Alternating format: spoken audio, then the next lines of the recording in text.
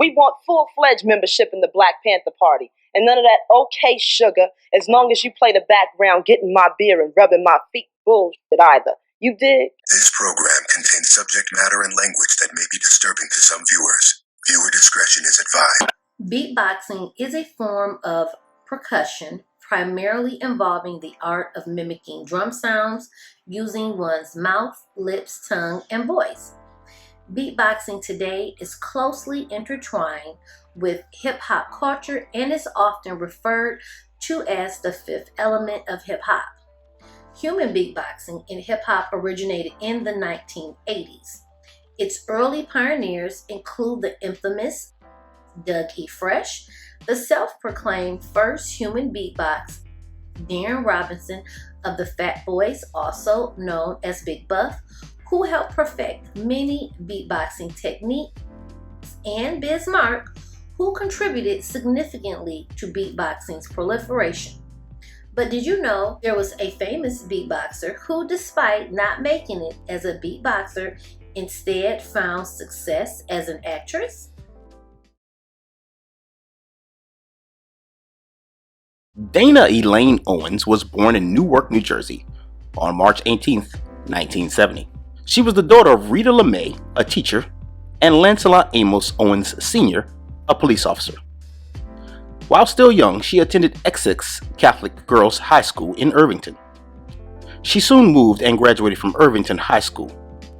Miss Owens found her stage name Latifah, meaning delicate and very kind in Arabic, in a book of Arabic names when she was 8. Miss Owens would adopt the moniker Queen Latifah. And from that point on, it was all hail the Queen.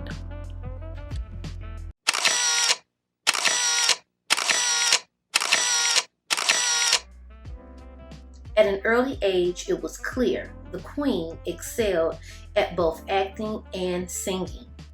She proved this by performing the song Home from the musical The Wiz in a grammar school play. Sadly, her parents divorced when she was 10. To keep busy, she played basketball in school, where she filled the power forward position. After high school, Queen Latifah attended classes at Borough of Manhattan Community College. Queen Latifah made her mark in hip-hop by singing about issues surrounding being a Black woman. Her songs covered a wide range of topics such as domestic violence, harassment, and relationship issues.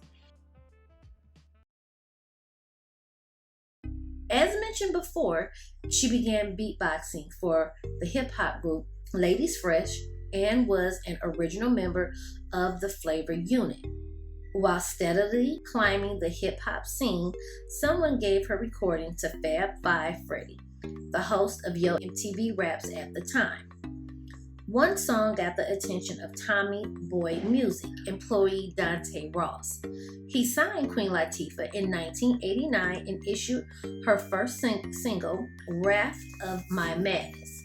She began her acting career in 1991 with supporting roles in films like House Party 2, Juice, and Jungle Fever. At the age of 19, Queen Latifah released her first album. All Hail the Queen was in 1989. This album produced the single Ladies First. Ooh, ladies first, ladies first. Ooh, ladies first, ladies first. Ooh, ladies first, ladies first. Ooh, ladies first, ladies first. And garnered her serious praise. In 1991, Nature of a Sister was her second and final album with Tommy Boy Records. In 1992, she received a Candace Award from the National Coalition of 100 Black Women. 1992 wasn't all sunshine for Latifah. Her older brother, Lancelot Jr., was killed in a motorcycle accident that Latifah had previously purchased for him. She took time to mourn, but not long, as she dove headfirst back into work.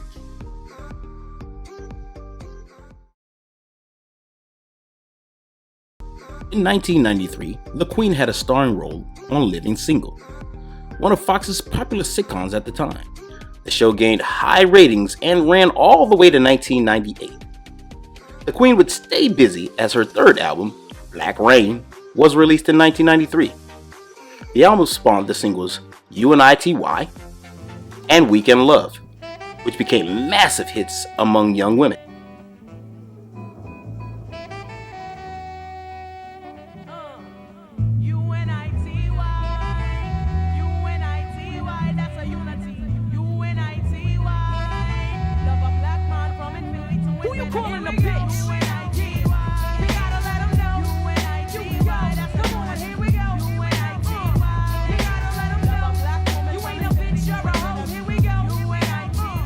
The song won a Grammy Award and peaked at number 23 on the Billboards. Queen Latifah settled into doing Living Single for 5 years along with her co-stars Kim Coles, Kim Fields, Erica Alexander, T.C. Carson, and John Hinton. The show centered around the lives of 6 friends who share personal and professional experiences while living in Brooklyn. Latifah wore the key to her brother's motorcycle around her neck, visible throughout her performance on the sitcom. Latifah also appeared in the 1996 box office hit Set It Off during this time.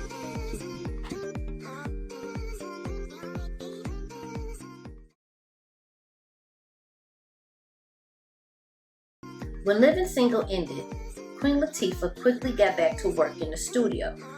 In 1998, she released her 4th hip-hop album, Order in the Court, which was released by Motown Records. She took a break from making music and focused on her acting.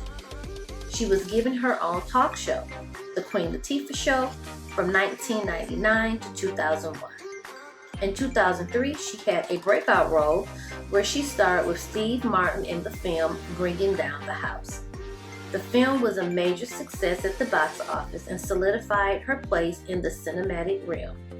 Soon after, she had both leading and supporting roles in a multitude of films that received very critical and box office receptions, including such films as Barbershop 2, Back in Business, Kung Fox, Beauty Shop, and Hairspray.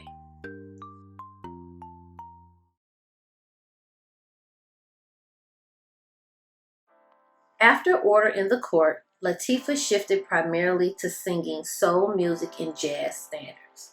In 2004, she released a cover album of jazz and R&B tunes, the Dana Owens album.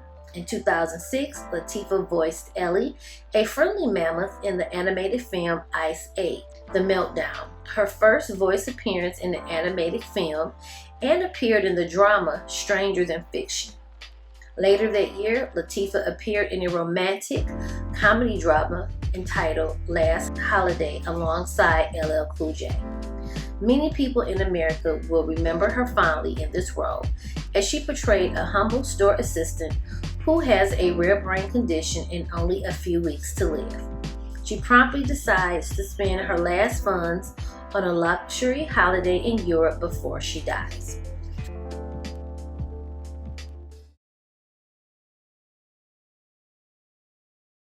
In 2007, Queen Latifah released her 6th studio album titled Traveling Light. Jill Scott, Erykah Badu, Joe Sample, and Stevie Wonder, among others, made guest appearances. In 2008, Queen Latifah was asked if she would make another hip-hop album. She was quoted as saying the album was already done and it would be called All Hail the Queen 2. Apparently, that album never happened. The following year in 2009, she released her 7th album, Persona. The song Cue the Rain was released as the album's lead single.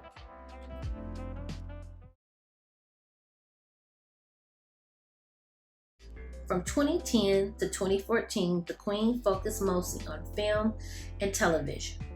On June 6, 2014, after years of cancellation, the Queen Latifah Show was renewed for a 2nd season. However, on November 21st, 2014, Sony Pictures canceled Latifah's show due to declining ratings. As of late, Queen Latifah has spent most of her time on television, where she made the role Carlotta Brown famous on the shows Empire and its spin-off Star. The Queen has long championed for Black artists, which is why she currently resides over the Queen Collective, a film mentoring and development program for women of color.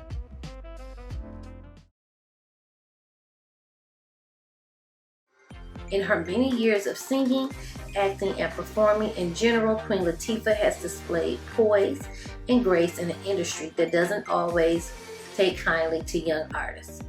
Throughout the years, she has more than proven to us why she is the Queen.